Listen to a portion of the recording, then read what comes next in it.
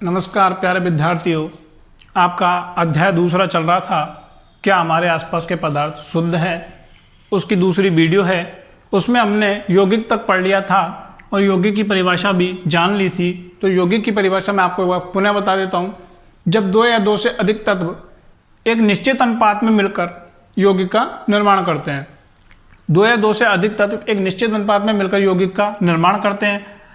इसे समझाने के लिए मैं आपको एक प्रयोग करके बताता हूँ। हम क्या करते हैं, फेरस लेते हैं और सल्फर लेते हैं। फेरस को हम क्या बोलते हैं हिंदी में?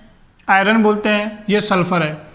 एक पात्र में हमने फेरस और सल्फर दो अलग अलग तत्व मिलाए हैं और दूसरे पात्र में हमने फेरस सल्फर एक यौगिक बना करके इसमें मिलाया है। तो हम इसमें क्या देखते हैं, जब इसमें हम डाइल्यूट H2SO4 मतलब तनु H2SO4, ये तनु है, तनु सल्फ्यूरिक अम्ल।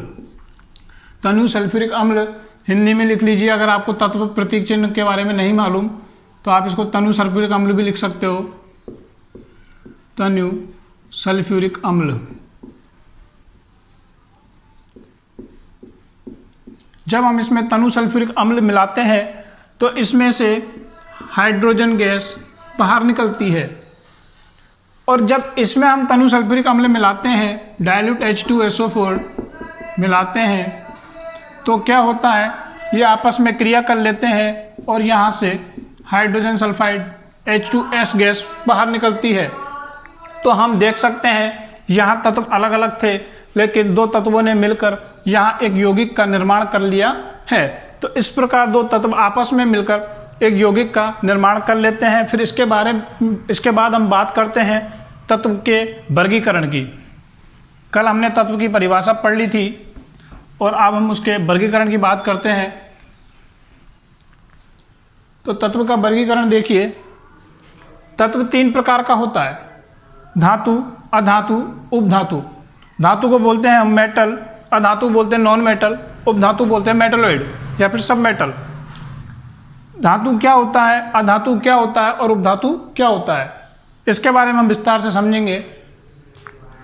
अगर आपसे धातु और अधातु में अंतर पूछा जाए या फिर धातु और अधातु के गुण पूछे जाए तो आपको ये लिखने हैं जो मैंने लिख रखे हैं। ये जो चारों बिंदु हैं इनके मैं बारे में आपको समझा देता हूँ। आप ऐसे करना, पहले तो इस तीनों ये पॉइंट लिखना: तत्वों का वर्गीकरण, धातु, अधातु और उपधातु। फिर उसके बाद आप क्या करोगे, एक इंडेक्स बनाओगे और उसको आप ऐसे कर दोगे धातु और अधातु। ठीक है, पहले तो आपको तत्वों का वर्गीकरण लिखना है।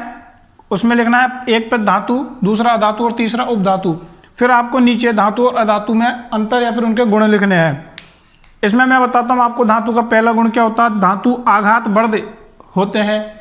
आघात वर्ध का मतलब क्या होता है, धातु में हम सबसे, जो अभी हमने फेरस धातु लिया था आयरन, जिसको आप लोहा बोलते हो, तो हम लोहे को पीट करके उसका आकार बदल सकते हैं, उसमें चोट दे करके उसकी आकृति चेंज कर सकते हैं, अर्थात धातु आघात वर्ध होता है।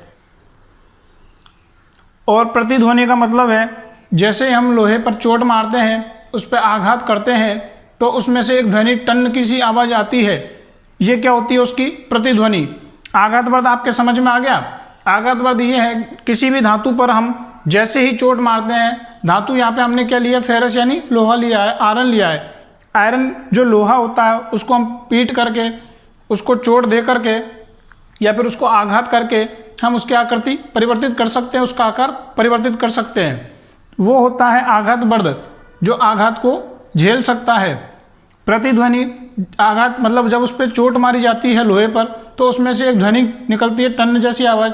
यदि जैसे ये प्लास्टिक है, इस पर हम चोट मारेंगे तो इसमें से भी एक आवाज़ निकलती है। वो क्या है, प्रतिध्वनि। ये धातुओं में पाया जाता है ये गुण। आघात वर्ध होता है, प्रतिध्वनि होता है, जबकि अधातु में यह गुण नहीं पाया जाता है।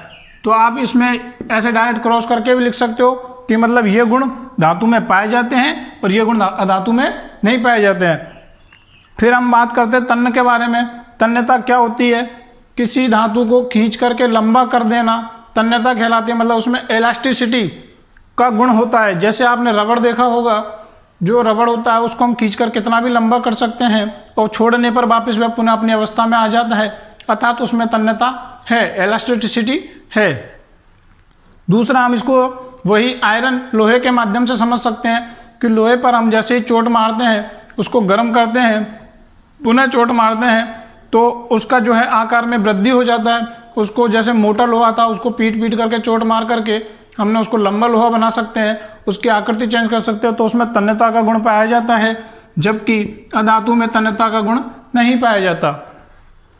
तीसरा पॉइंट है, धातु जो होते हैं वो चमकीले होते हैं। इसमें आपको कुछ समझने वाली बात नहीं है, धातु चमकीले होते हैं, बस याद रखना है, जबकि अधातु चमकीले नहीं होते हैं। चौथा पॉइंट है आपका कि जो धातु होते हैं वो ताप और विद्युत के सुचालक होते हैं। ताप और विद्युत के सुचालक होते हैं, इसको मैं समझाता हूं। जैसे एक मोमबत्ती लीजिए,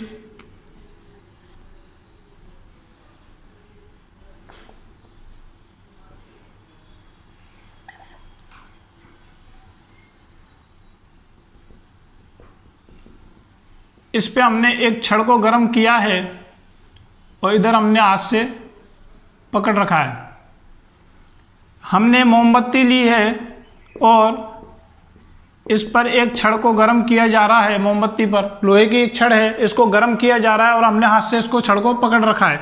तो हम क्या देखते हैं, कुछ समय पश्चात ये रोड यहाँ तक गर्म होती चली जाती है और हमें हमारा हाथ जहाँ से पकड़ा हुआ है वहाँ तक भी ताप का एहसास होता है, ताप महसूस होता है। मतलब ये पूरी जो छड़ है वो धीरे धीरे क्या हो जाती है, गर्म हो जाती है, अर्थात धातु में ताप का चालन पाया जाता है। और ये तो हो गई ताप की बात, हमने इसमें ऊष्मा दी मतलब ताप दिया तो ये गर्म हो गई, मतलब ताप का चालन हो रहा है। दूसरी बात आपने देखा होगा जहाँ पे कहीं पे करंट आ रहा होता है विद्युत का, तो हम वहाँ पे लोहे की छड़ नहीं लगाते हैं, क्योंकि लोहे में क्या होता है, करंट आ जाता है, अर्थात जो धातु होते हैं उनमें विद्युत का चालन होता है। इसकी जगह हम जैसे मान लो लकड़ी ले लेते हैं, एक लकड़ी को गर्म करते हैं, तो क्या लकड़ी भी यहाँ तक गर्म हो जाती है जहाँ से आपने पकड़ रखी? नहीं, क्योंकि जो लकड़ी है उसमें विद्युत का चालन, वो ताप का चालन भी नहीं होता और विद्युत का चालन भी नहीं होता। तो धातु जो होते हैं ताप और विद्युत के सुचालक होते हैं, जबकि अधातु ताप और विद्युत के कुचालक होते हैं। तो यहाँ पे आप लिख दीजिएगा कुचालक। यहाँ तक समझ में आ गया?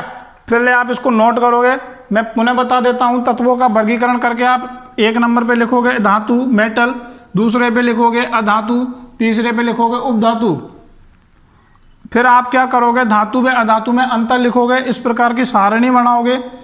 हम बार बार आपको इसलिए लिख के नहीं बता सकते क्योंकि समय खराब होता है, वीडियो बहुत लंबी हो जाती है, इसलिए हमको पहले ही लिखना पड़ता है। आपको इसको नोट करना है, फिर उसके बाद हम बात करते हैं। देखिए ये धातु के उदाहरण हैं, ओरम है, अर्जेंटिनम है, कॉपर है, फेरस है, पोटेशियम है, कैल्शियम है, सोडियम है। ये जो है धातु है। वैसे आपको बता देता हूँ, आपकी जो पीरियोडिक टेबल होती है, आवर्त सारणी होती है जिसमें 108 तत्व दिए गए होते हैं, उसमें अधिकांश धातु होते हैं और अधातु के अंदर कार्बन है, नाइट्रोजन है, ऑक्सीजन है, ये क्या है आपके अधातु है। अब उपधातु के बारे में बता देते हैं आपको। उपधातु क्या होते हैं? उपधातु के एग्जाम्पल में लिखे हैं बोरोन और सिलिकॉन। बोरोन और सिलिकॉन ये आवर्त सारणी के सब क्या है, तत्व है। ये जितने भी मैंने लिखे हैं CNO, आप इसको ABCD नहीं समझिए, ये आवर्त सारणी के तत्व है। कार्बन है, नाइट्रोजन है, ऑक्सीजन है। उपधातु क्या होते हैं? धातु व अधातु के बीच की कड़ी उपधातु होती है। ये कभी तो धातु की भांति कार्य करती है, कभी अधातु की भांति कार्य करती है, अर्थात ये कभी विद्युत के और ताप के सुचालक भी हो जाते हैं और कभी कुचालक हो जाते हैं।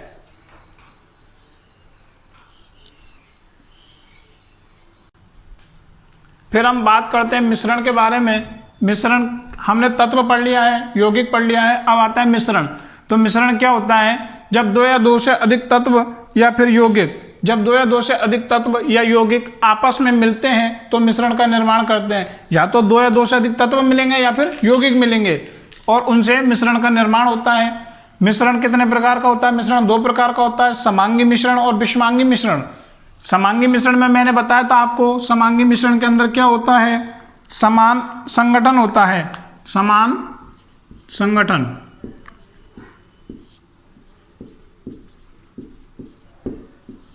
और विषमांगी के अंदर होता है असमान संगठन। कहने का मतलब ये है कि इसके अंदर जो तत्व मिलेंगे उनसे जो विलयन बनेगा वो समान संगठन टाइप का होगा और बिस्मांगी मिश्रण में असमान संगठन बनेगा। उदाहरण मैं आपको समझा देता हूँ। पहले भी मैंने आपको समझाया था जब स्टार्टिंग में टेबल बनवाई थी। हम एक गिलास लेते हैं, उसमें जल भर लेते हैं और इसमें हम 1 चम्मच नमक डाल देते हैं। जल में 1 चम्मच नमक डाल देते हैं और हम इसको घोल देते हैं। तो आप देखोगे कि ये जो नमक है जल में पूरी तरह से अच्छे से घुल गया है या विलय हो गया है। तो इस प्रकार का जो मिश्रण है वो क्या कहलाएगा? समांगी मिश्रण। बिस्मांगी मिश्रण के लिए हम क्या करते हैं, एक गिलास लेते हैं और उसमें मिट्टी या फिर बालू रेत डाल देते हैं।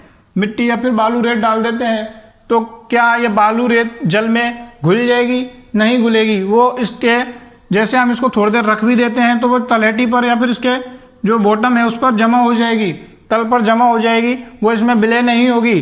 तो इस प्रकार का जो मिश्रण है वो होता है बिस्मांगी मिश्रण। फिर इसके बाद हम बात करते हैं मिश्रण के बारे में, विलयन, कोलैडी और निलंबन के बारे में।